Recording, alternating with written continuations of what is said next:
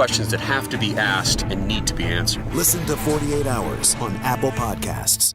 Mr. President, there's a lot to talk about. A lot to talk about. I'm Nora O'Donnell, CBS Evening News. If China invades Taiwan, what will the U.S. Navy do? We're just approaching Lahaina, and you can just see how much of the landscape has been charred. Second siren in about 10 minutes here in Tel Aviv. This is the moment of impact recorded on this clock. This Humvee just pulled up and said, it's time to leave. The CBS Evening News with Nora O'Donnell on CBS and streaming on Paramount Plus.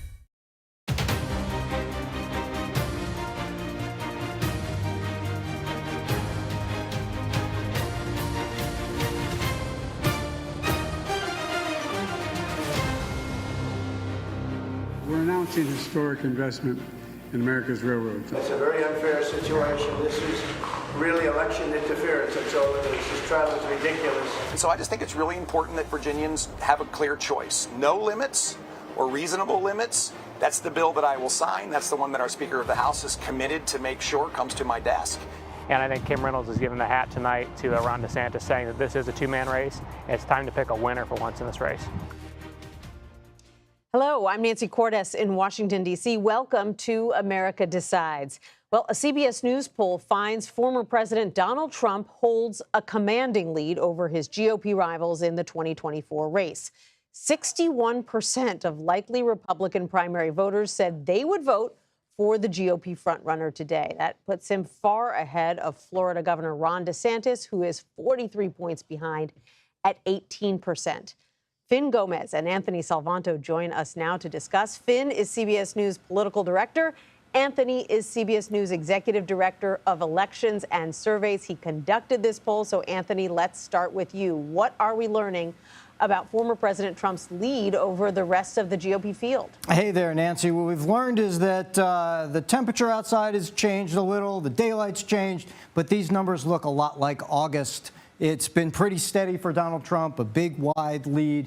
You know, there's a little bit of movement down in the second tier of candidates, if you will. You have Nikki Haley and Vivek Ramaswamy swap places a little bit, but we're still talking about single digits there for them.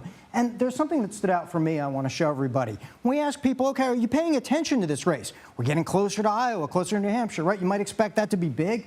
Well, no. It's a third, just a third of GOP primary voters who say they're following this race very closely. I think that raises the political question. If you are trailing Donald Trump, how do you break through when not a lot of folks are paying attention to this? Maybe because Trump has such a wide lead, Nancy. Interesting. One group we know is paying very close attention is the Trump campaign. Finn, what are they saying about not just polls like this that show them far ahead among their Republican rivals, but also these new polls that came out this weekend showing him beating President Biden, even in battleground states? They told me that, you know, despite some of these legal hurdles that they're experiencing, obviously Donald Trump was back in court today in Manhattan.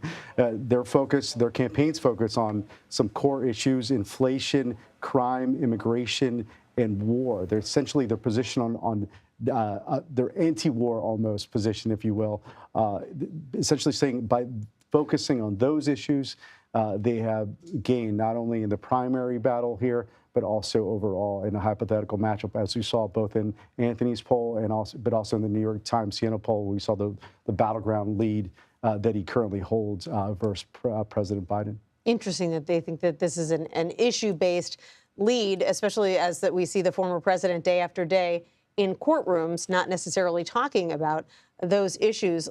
Anthony, let me ask you about the GOP candidates who have dropped out. Has that changed or scrambled this field in any way? Does it mean anything for the remaining candidates? So two things. One is you want to understand Donald Trump has something of a floor.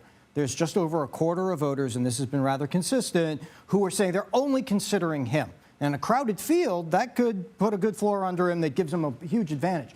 There's another half that are considering Donald Trump and some other candidates. And so, okay, as other candidates, maybe some others drop out, when you ask voters to rank things, Donald Trump could still pick up some votes from consideration. And it's not clear who benefits, But I will say this, he's still the central focus of this. When you ask people, okay, what will help you finally decide? The top answer is seeing what happens with Donald Trump. So he's still the center of attention, even for people who are still a little bit on the fence, and watching the debates comes in second to that, Nancy.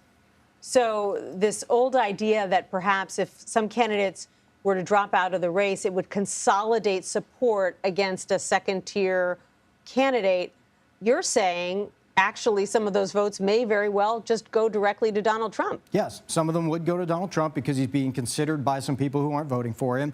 Ron DeSantis could stand to gain a little bit in that consolidation based on our polling, but not nearly enough to really be anywhere close to Trump. And then Nikki Haley, who's currently, as you say, she's currently gained a little bit, but she hasn't been able to convert that slightly larger number of people who are considering her into actual first vote choice. All of that's been holding in place, Nancy.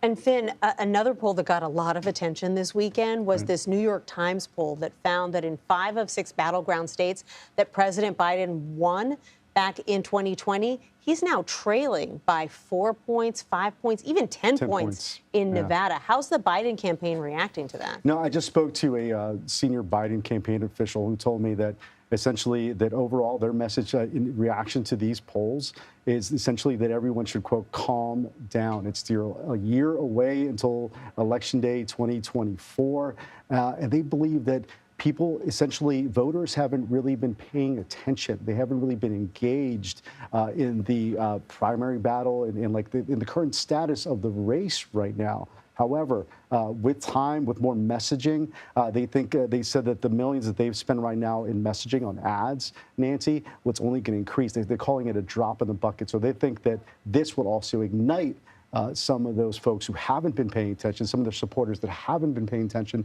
to be more focused and realize that that the trajectory of these polls, that possibility could essentially cause them just to be more involved. If there's one thing Anthony always reminds us, it's that polls, especially polls a year out, do not necessarily predict what's going to happen on Election Day. But Anthony, one thing the Biden campaign argues is more predictive are elections like the ones that are taking place tomorrow across the country in states like Ohio, Virginia. They say those are much better predictors of what's going to happen 1 year from now. What are you going to be watching for tomorrow? Well, tomorrow the focus is on the abortion issue. Now, we know from the midterms in 22 that was motivating for Democrats. We know from current polls that's motivating for Democrats. So you've got a state like Ohio that's been trending Republican. Donald Trump won it fairly easily. But we've seen in some red Republican states where once the abortion issue goes to the voters, the pro-abortion rights side has actually done a little better than that and in fact has prevailed. In a referendum, I'm going to be watching the vote patterns compared to the referendum that they held back in August, where some said that was sort of a proxy for what's going to happen. Well, that was where the pro-abortion rights side prevailed. So that's a way to start to gauge just how much abortion might affect some Republican swing or turnout, motivation. Like Finn said, that's going to be really important for Democrats because right now they're trailing Republicans in motivation, Nancy. So is that what you're watching for as well tomorrow, Finn, is whether this abortion issue has retained its potency in races around the country? Absolutely, Nancy. Not just in Ohio, but you're seeing it's a core issue in the gubernatorial battles in Kentucky and Mississippi, the Virginia legislative elections. Abortion rights is a core issue. And, if there is any sort of blue gains here that we see tomorrow, I think it will be a result because of that issue and the galvanizing effect that it could still have amongst those base voters. If you looked at the New York Times Siena College poll, one of the most positive outcomes of that poll was the fact that President Biden actually still had a good amount of support in response to that issue. Right, because that's been a chief motivator, perhaps the chief motivator for Democrats over the past year and a half or so. Finn Gomez, Anthony Salvanto, thank you both so much for being here. Appreciate it. Former President Trump took the stand in his New York civil fraud trial today. During his testimony, the GOP frontrunner lashed out repeatedly at the judge in the case and at the New York Attorney General Letitia James, who was listening on. At one point, Trump said, quote, "I'm sure the judge will rule against me because he always rules against me." Here's what the former president had to say after leaving the courtroom. I think it went very well. I think you were there and you listened and you see what scam this is. This is a case that should have never been brought. It's a case that should be dismissed immediately. CBS News chief election and campaign correspondent Robert Costa joins us now. Robert, it was quite a day. Tell us a little bit about your experience just listening to what the former president had to say on the stand. It's good to be with you, Nancy. Former President Trump took the stand today for a high-stakes appearance here in this court. He defended his Trump Organization's business practices over the decades, saying he did not inflate the value of his properties with any kind of misconduct or any kind of ill intent, though he did acknowledge that sometimes the properties were valued in different ways. He said sometimes they were undervalued in his view, sometimes they were overvalued, but he said he did nothing wrong. What was the big takeaway, though, watching this from inside of the courthouse, is that it was tense all day. Judge Arthur Engoron, who was overseeing this case, vented his frustration with Trump and his legal team at numerous instances, and by the day's end, Trump's lawyers were saying they would move for a mistrial in the coming weeks. And what's at stake here, obviously, is it's a fraud case having to do with the way that the former president valued his properties in order to get loans. I want to play a little bit more, Robert, of what he had to say about the case outside the courtroom, and then we'll talk about it. Take a listen. It's a very unfair situation. This is really election interference. That's all it is. This trial is ridiculous. The numbers are much greater than on the financial statement, and we've already proven that. Robert, what are we seeing from the former president when he's not in the courtroom? Is he treating all of this as an opportunity to promote his 2024 campaign? He is and he isn't. Today was pretty notable because former President Trump has often espoused his grievances to reporters in between different sessions here that he's been attending voluntarily over the past month or so. But at one point he came out and spoke to reporters and he zipped his lips because the judge made sure to say to him inside the courtroom, "Don't say anything during the course of your testimony today." So he was relatively muted at times, but then he did lash out during his testimony, even if he didn't just lash out on the outside as he has done in so many other instances. Yeah, just reading the transcripts of the exchanges between the former president and the judge in this trial was so fascinating. You know, this is a man, a former president, who's not used to being told what to do. But in this case, the judge was telling him to answer the questions, to stop talking. He tried to get the president's lawyers at some points to get him back on track. And watching all of this is New York Attorney General Letitia James. She spoke outside the courthouse earlier today. Let's take a listen to what she said. At the end of the day, the only thing that matters are the facts and the numbers. And numbers, my friends, don't lie. Robert, what did she mean by that? I spoke to the Attorney General, Letitia James, before she entered the courtroom, and she was smiling as she talked about the day ahead, and she repeated what she just said there to camera, that she believes at the end of the day, numbers and facts will tell the story. And let's be clear, Judge Arthur Engoron, before this trial even began, has already concluded that he believed Trump repeatedly committed fraud by inflating the values of his properties over the years. And now it's just a question of how much the penalty is going to be. And this trial could determine whether the lawsuit comes through and Trump has to pay $250 million as a penalty to the state of New York, because the state of New York and Letitia James, the AG, have said he overvalued his properties to the extent of $2 billion in their assessment. Could have a big impact on the future of his businesses there in New York. Robert Costa, thanks for breaking it down for us. Thanks, Nancy.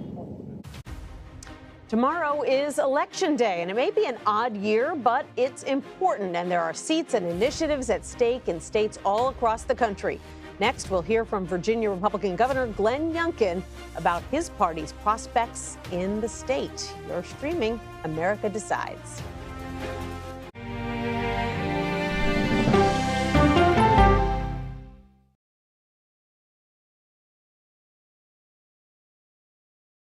Well, let me start with this. This really happened. Have you told the government? Did any of that make sense? What's your response? You want me to just keep going? What's wrong with that argument? What have you learned? Do you know why? Why? Why? It's time for 60 Minutes, Sunday on CBS. An original documentary from CBS Reports. Since you started La Soup in 2014, do you have any sense as to how much food you've rescued from the landfill?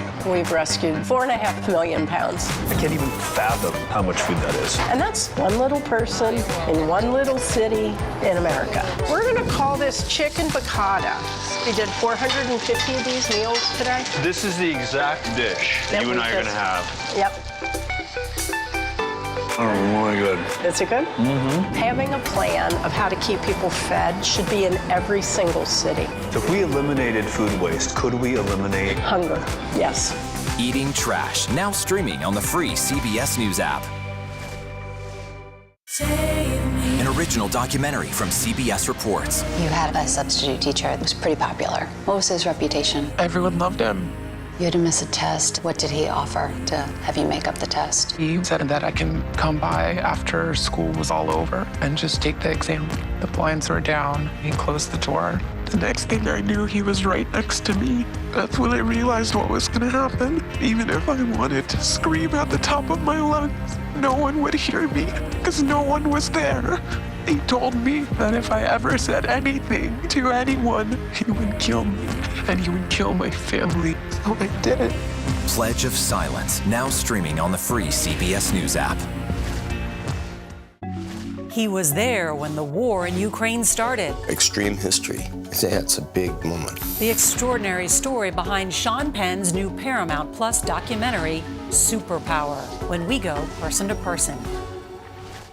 An original documentary from CBS Reports. AI is among the most world-changing technologies ever. Curing diseases, scientific breakthroughs, making lives better. They can help us with medical discoveries, scientific discoveries, doing better agriculture, having cures for things like Alzheimer's. It's also going to really transform the way we work.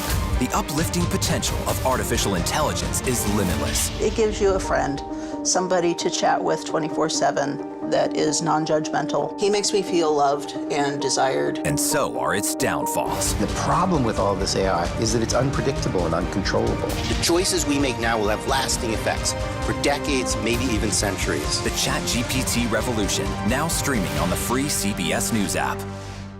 Why did you miss the moment? I'm not sure why they missed the moment. It doesn't look like Congress is doing anything. That's the role of Face the Nation, to focus on the issues at hand. That means a civil conversation with perspective.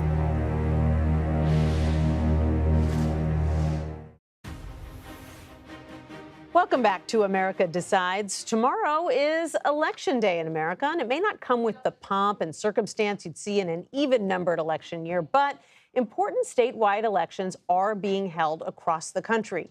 CBS News campaign reporter Olivia Rinaldi joins us from one of those states, Virginia. It's actually one of the most closely watched states this cycle. Olivia, welcome. You got a great interview today. You spoke with Virginia Republican Governor Glenn Youngkin aboard his bus about his party's top priority this election cycle. What did he have to say? Hi, Nancy. Yeah, I had the opportunity earlier today to get on Youngkin's campaign bus and really talk to him about how he's feeling about the elections here tomorrow. He's trying to do something that has never been done before in the post-Roe versus Wade world, which is make abortion a winning argument for Republicans. And he's doing that by being very clear about how he feels about Virginia's 26-week abortion ban here in the state. He wants to change that, and he wants to make that a 15-week proposal. No abortions after that, except in cases of rape, incest, life of the mother, things of that sort. And I asked him how he feels that would play in this state that is typically a battleground. Take a listen here. Well, just to be clear, I think that we wanted to first make sure that our position was one that everyone could understand. See, remember, just 4 years ago, the liberal left progressives who controlled the whole state put forth a bill, and they put it forth every year since, to extend abortion all the way up through and including birth. And paid for by taxpayer money, and no one can forget our former governor's comments. They'll keep a child comfortable while they decide whether the child lives or dies, and that was just so extreme and out of bounds for Virginians. And so as we entered this cycle, I had pulled together leadership and said, I think we should progress a bill that protects life at 15 weeks where a baby can feel pain with full exceptions in the case of rape and incest and when the mother's life is at risk. And this is a place that I think Virginians can come together on one of the most difficult topics in the Commonwealth and around the country. This is reasonable. And so we've done exactly that. And I just wanted to make sure people understand what we would deliver. And I am concerned by the fact that the other side, the Democratic candidates, have, I think, misled everyone on trying to address the position as something that it's not. It's not a ban. And the candidates that are all running have all agreed this is the bill that they would progress. And so I just think it's really important that Virginians have a clear choice. No limits or reasonable limits. That's the bill that I will sign. That's the one that our Speaker of the House is committed to make sure comes to my desk. And I think Virginians can count on that. Tomorrow, if you win both chambers of the General Assembly, why not do 6 weeks? Why not go further? Well, because this is where I think we can bring Virginians together. And I'm a man of my word. And this is what I told people we would do. You see there, Governor Youngkin told me he's a man of his word. He said 15 weeks. He's staying with 15 weeks, even if it's a blowout election tomorrow and he wins both the Senate and the House of Delegates. He says that he will be sticking with that 15-week proposal. And it'll be interesting to see how that plays exactly in these suburban areas like Richmond, like Northern Virginia, and how women voters will really respond to that. Nancy? Right, and that's exactly why political strategists from across the country are watching to see if his party can win control, once again, of the state legislature, because that's the only thing that would give him the ability to change that law. Olivia, you also asked the governor about the war in the Middle East. How did he address that conflict? Yeah, you know, these will be the first elections held since that October 7th attack by Hamas in Israel, and it'll be notable to see how people are really responding to it. There's been a reckoning across the country of people protesting for a ceasefire, for, you know, a pause, a humanitarian pause, so that people can get in and kind of rescue these hospitals and people who are suffering there. I asked him, you know, does that play here? Does that play in Virginia? It's a smart electorate. These people care about issues going on abroad. So take a listen to what he had to say to that. We've seen anti-Semitic threats go through the roof. And I wanted to make sure that everyone knew that we're not going to stand for hate and violence in the Commonwealth of Virginia. We have massive coordination now across law enforcement at the state level, the federal level, the local level, on campuses across Virginia. And I also believe it's a chance for us to recognize that the Muslim community is concerned here too. They have fears of backlash, and we want to make sure that all religious groups are protected and there is no room for hate in the Commonwealth of Virginia. Now, last week, Governor Youngkin signed an executive order preventing anti-Semitism in certain high schools and colleges and asking them to submit a plan and how they would deal with that issue. So he's taking strides to address anti-Semitism, but it's the Muslim backlash, the Palestinian backlash, that will be interesting to see how it plays out tomorrow in Election Day. Really interesting interview with someone who a lot of GOP donors were hoping would jump into the Republican race for president himself. Olivia Rinaldi, thank you so much. Thank you, Nancy. We'll have team coverage of Election Day on a special hour-long edition of America Decides tomorrow, beginning at 5 p.m. Eastern. And at 8 p.m. Eastern, Norah O'Donnell will have all the latest election results. You can stream those right here on CBS News. Iowa Governor Kim Reynolds is set to endorse Ron DeSantis for president. But does it matter to voters in the Hawkeye State? We'll hear from them next. You're streaming America Decides.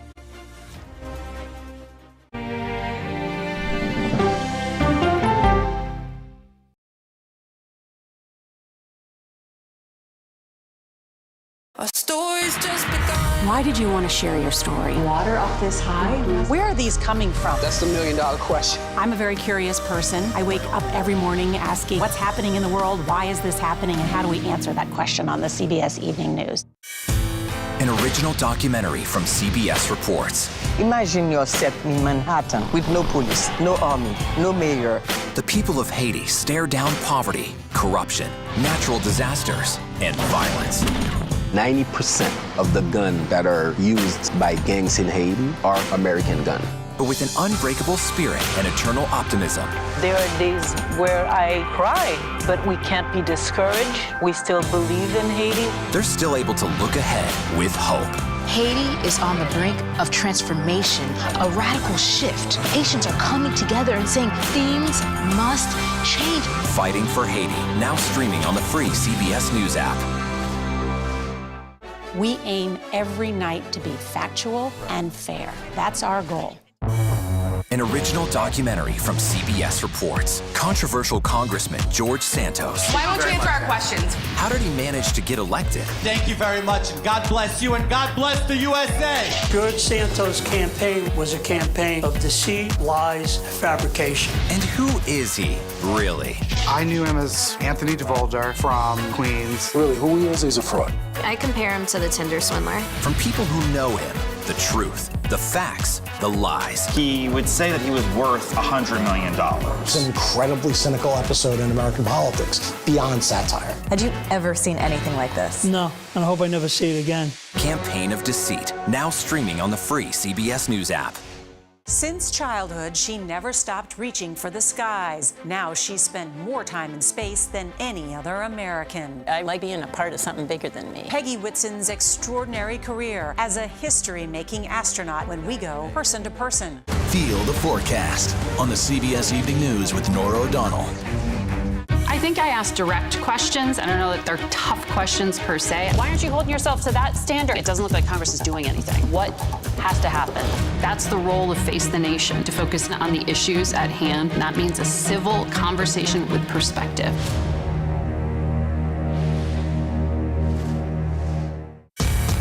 We are about to see American weapons in the hands of Mexican cartels. A gun pipeline to Mexico. We are arming the cartels. 100%, no doubt about it. Happening right under our noses. Who's doing something about this? Nobody. A CBS Reports exclusive. Most Americans have no idea that we are effectively arming the enemy next door. This is the story the American people need to know. Arming cartels, now streaming on the free CBS News app. Welcome back to America Decides. The DeSantis campaign is betting big on Iowa, and tonight has the backing of the state's popular governor. Iowa Governor Kim Reynolds is endorsing her Florida counterpart this evening at a rally in Des Moines. The move doesn't come out of nowhere. The pair have attended several events in the Hawkeye state together. CBS News political reporter Aaron Navarro has been following the DeSantis campaign and joins us now from Des Moines. Hi, Aaron. So DeSantis' numbers in Iowa, like the rest of the country, have stalled. Does his campaign think that this particular endorsement could be a game changer? Nancy, thanks for having me. In short, yes. This is a campaign that has anchored itself in Iowa. They've embarked on what they call the full Grassley, a tour of all 99 counties here. They're about 83, I believe, or 87 on the way there. And they really believe that Reynolds will help them close the gap with Trump and also just shield off any of these other candidates in the race, including Nikki Haley. I talked to one Iowa state rep who was a former advisor in Reynolds' office, Taylor Collins, about this endorsement. Take a listen to what he had to tell me about the impact. It's going to make a significant impact on this race. I mean, we're talking about a very popular governor here in Iowa. Iowans love Kim Reynolds. And if you look at the caucus scores, likely caucus scores, 90% of those Republicans are supportive of Kim Reynolds. So I think this is going to really shake up the race and really be a good night for Ron DeSantis. Now, from talking to strategists on other campaigns, the question they had is they think it'll maybe be a little bit of a boost for DeSantis in Iowa, but will it be enough to kind of close this 20, at some points 30-point gap between himself and former President Trump? And it is notable that any governor is endorsing someone other than Trump. It's something that governors have been reluctant to do throughout this cycle. Aaron, I know you spoke with Iowa voters this afternoon. What did they have to say about this? So, in fact, a good amount of the voters I talked to in Des Moines were Democrats, but they didn't think that it would make an impact that much on this race. They are fully expecting for former President Trump to have the Republican nomination. Now, what was interesting when I talked to them about the 2024 race was what they said about President Biden. As you know, there's been a couple polls showing that his support with Democrats has eroded a bit. Take a listen to what they had to tell me about President Biden and his chances of beating Trump in a potential rematch. I was hopeful maybe we weren't going to have to reapproach having Trump be in a highly elected office. I am going to watch the Republican debate on Wednesday, so curious to see what that ends up looking like. If Mr. Trump becomes the nominee for the Republican Party, I will definitely vote for Mr. Biden. Even though I would probably still vote for Biden, I would not do it very enthusiastically. And the Trump, and with all the indictments, with all the cases against him, I think makes it even more problematical.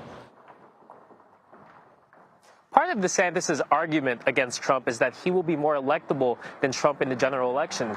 But given the polls that we've seen showing Trump leading Biden marginally, I'm curious to see with voters in the coming months if that argument still resonates.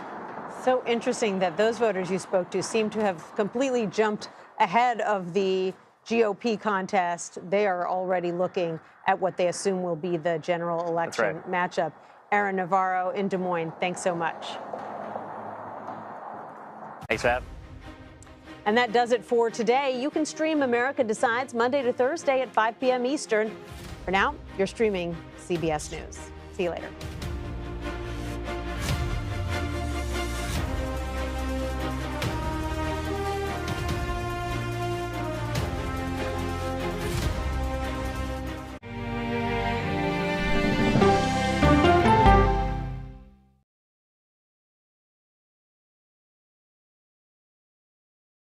On Face the Nation, the way to learn is to listen. We may have a recession. Listening to how someone explains themselves is so key